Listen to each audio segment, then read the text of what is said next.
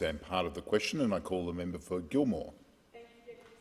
Well, I'm pleased to rise tonight to speak on the Aged Care Legislation Amendment Improved Home Care Payment Administration No. 1 Bill 2020. This bill speaks to some very important issues, but in many ways it is the issues it doesn't speak to that are even more critical. The administrative changes it makes will have consequences, but the changes it isn't making have consequences as well. Deputy Speaker, my electorate of Gilmore on the New South Wales South Coast has the second highest number of people over the age of 65 in Australia. We have more than 40,000 people over the age of 65, nearly 27% of my total electorate size. People come to our coast for many reasons, but many come to retire and live a good, relaxed life by the sea. So it is no surprise that legislation like this is extremely important to many people in our community.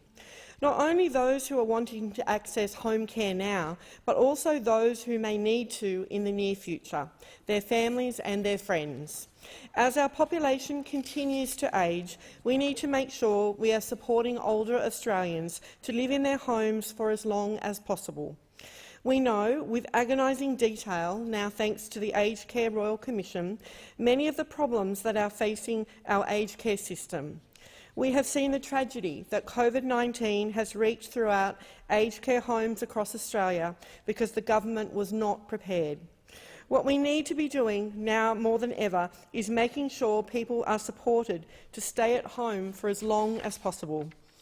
Staying in your home for longer has so many benefits, not just for the person receiving care, but for their family, for our aged care system as a whole, for our economy, for everyone. And the truth is that we need to be doing better. Across every aspect of aged care, that is true, but today I want to focus on home care. Deputy Speaker, we need to do better in home care. The interim report from the Aged Care Royal Commission, which was titled Neglect, and doesn't that just say it all? But the interim report, which we received a year ago now, highlighted that urgent action was needed now to ensure older Australians are getting care at home when they need it most. It is no secret that the wait list for home care packages is out of control. More than 102,000 older Australians are waiting for home care packages.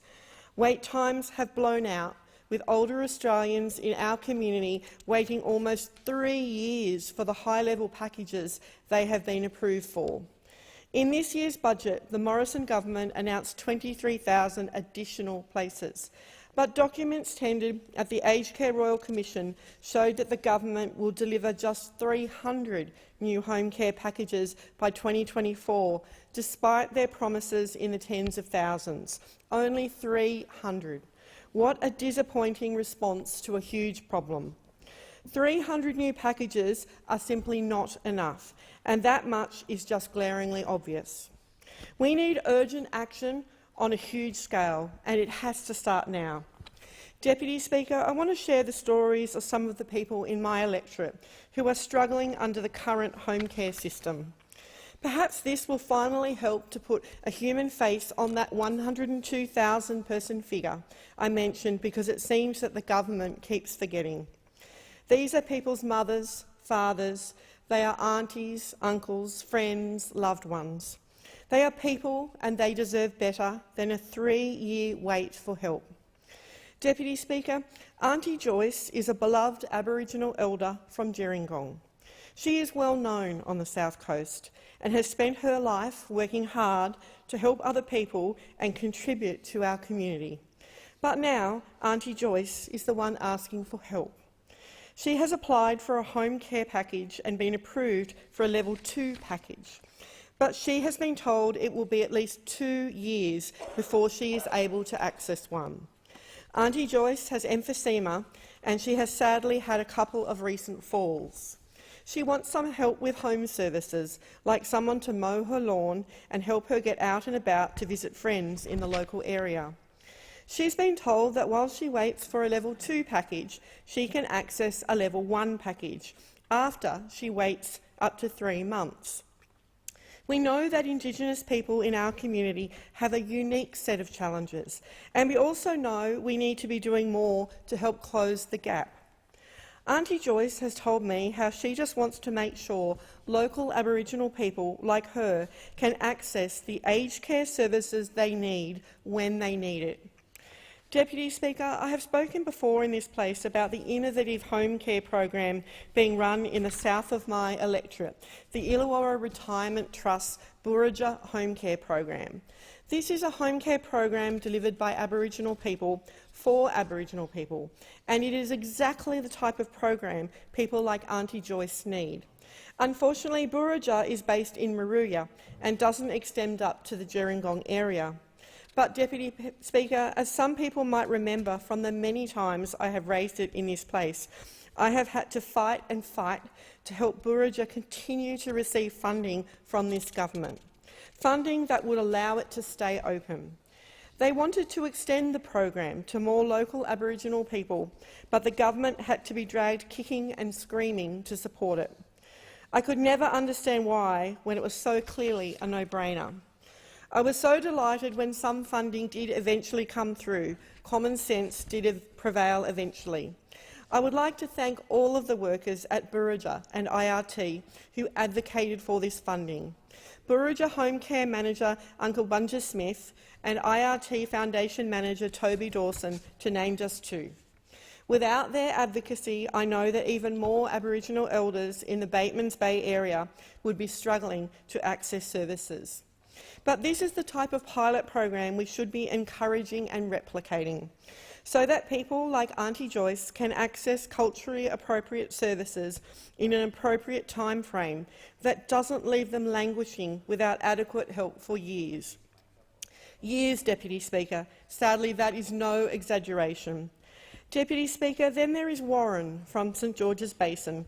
Warren is in his 90s and he had hip surgery 12 months ago. He was told by my aged care at the time that the home modifications to his bathroom would be completed before he was discharged from hospital.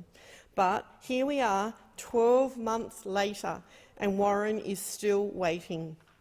Warren told me how he has paid $170 for the plans for the bathroom, but they have heard nothing back. Not just this though, Warren was also assessed as needing a Level 2 home care package, but is only receiving a Level 1. Deputy Speaker, why 12 months after it was promised is Warren still waiting for help? Adriana from Ulladulla was approved for a Level 3 package almost a year ago. Since then, sadly, she has had a stroke and her needs have only increased. But Adriana and her husband are being told it will be at least another 6 to 9 months before she can get a plan appropriate for her needs. In the meantime, Adriana is receiving a Level 1 package, but it is simply not enough.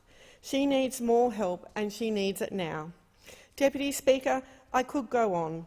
Sadly, I hear the same story over and over again. And I am left asking the same question. Why is the Morrison government forcing people like Auntie Joyce, Warren and Adriana to struggle without the support we know they need? It is simply unfair and it is tragic. Deputy Speaker, the purpose of this bill is to change the payment of the home care subsidy to approved providers from being paid in advance to being paid in arrears, but it doesn't impact the overall amount available to the home care package recipient. According to the Aged Care Financing Authority, this legislation will be the first of 3 phases to reform the home care payment arrangements. But even in the explanatory memorandum of this bill, it is acknowledged that some submissions suggested the new payment arrangements would be a risk to the viability of some providers. Many of those submissions specifically reference providers in rural and remote locations. As is so often the case, Deputy Speaker, country areas being the hardest hit and left behind once again by this government. When the truth is that our community is already struggling with the availability of local providers. It's another story I am hearing too often. Local people approve for packages, but no one to deliver it. Service providers are also concerned if the new payment arrangements increase administrative costs, then these costs would be passed on to consumers. This in turn would reduce the level of goods and services available to a consumer under a package. Deputy Speaker, Tracy from Burrell Lake has been assessed as needing a Level 3 package, but his provider was taking 46% of the pool provided to him. Tracy's wife was finding it difficult to navigate the system and understand the fine print. She tried to find a provider that wouldn't charge so much, but realised that there were really only 2 options in the local area. But what would happen if those providers couldn't afford the changes in this bill and were forced to close? Or what if they were forced to pass along even more costs to Tracy, leaving him with even fewer services? I don't want to see the changes in this bill making things even harder for people like Tracy and his wife. I don't want to see fewer providers, and of course that would also mean fewer jobs in our local community. Local people have had to deal with so much. We need to make sure we are supporting them now more than ever. Deputy Speaker, the truth is that the government has not detailed the savings associated with the change in these payment arrangements or what the funds will be used for. That is a big concern of mine because we have seen their track record. Council assisting the Royal Commission released their final submission on the 22nd of October that includes a number of recommendations directly related to home care. This includes the government clearing the waitlist by December 2021 and making a home care a demand-driven system rather than one that is rationed. That is real reform. We need to be overhauling the system, not tweaking around the edges, making changes that could actually make things worse. Deputy Speaker, this government's record on aged care is nothing short of appalling. Neglect was the word the Royal Commission used, and it is an apt word for it, neglect. We have heard how in the last year 10,000 older Australians died waiting for a home care package.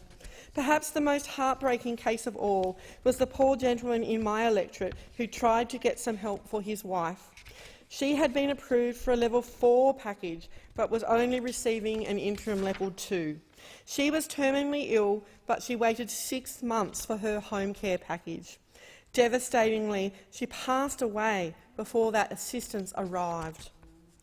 This isn't about statistics. It isn't about numbers. It is about people. Real people who are struggling. Deputy Speaker, in the aftermath of COVID-19, I had a strong army of volunteers who were helping me call older Australians in my electorate to check in on them. Many of these calls centred around aged care and home care. Many of the stories I have told tonight come from these calls. They weren't people looking to complain or looking to get ahead. They were just getting on with it, struggling through on their own. What concerns me is all the people suffering in silence. All those people in my electorate whose story doesn't get to be told tonight, because we know they are out there. The Royal Commission has been a heartbreaking and confronting exercise. We have seen so many experts stand up and give a bleak picture of a broken system that needs major reform now. We have heard heartbreaking and traumatic accounts from loved ones who have endured what no one should have to. At the end of the day, our aged care system is failing our community. It is failing our families. It is failing our mothers, our fathers, our grandparents, our aunts and uncles. It is failing people like Auntie Joyce, Warren, Adriana and Tracy. It is failing Australia. But the Morrison government just does not seem to be listening. Instead, the Treasurer makes a flashy announcement during the budget of 23,000 home care packages. But the reality was much different, with only 300 of those actually being new packages. We saw the interim report released a year ago, but here we are still talking about the same mess, still without any real policy plan to fix it. The Commissioner described the waitlist for home care as cruel, unfair and discriminatory, but the government simply released an additional 10,000 packages to fix a waitlist that at the time consisted of 119,000 people. What we need is real reform, because the consequences of non-action are too high. They are certainly too high for me. I will not accept it. Not now, not ever.